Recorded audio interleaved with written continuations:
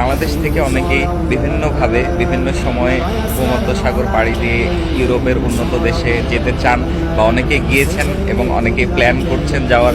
আপনাদের জন্য আমার ছোট্ট একটা মেসেজ এই যে আমার হাতে আছে। জাহাজ নিয়ে আমরা যখন বিভিন্ন সমুদ্রে যাই, এরিয়া ভিত্তিতে আমাদের কাছে নানান ধরনের মেসেজ আসে।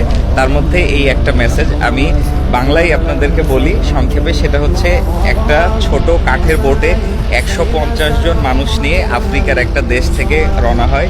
গত 26 অক্টোবর এই বোটের ইঞ্জিন ফেলিয়ার হয়। 27 অক্টোবর থেকে 150 জন মানুষ সহ এই বোটের আর কোনো খোঁজ নাই।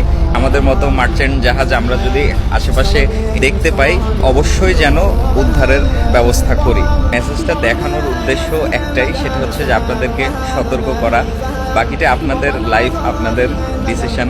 যদি সমুদ্র এখনকার মতো শান্ত থাকে তাহলে তো বেঁচে গেলেন। আমরা যেহেতু একটা লম্বা সময় সমুদ্রে থাকি, আমরা সমুদ্রের নেচার সম্পর্কে খুব ভালো মতো জানি যে এই সমুদ্র এখনই শান্ত, আবার এই শান্ত সমুদ্র কতটা ভয়ানক হতে পারে। ভালো থাকবেন সবাই, আল্লাহ হাফেজ।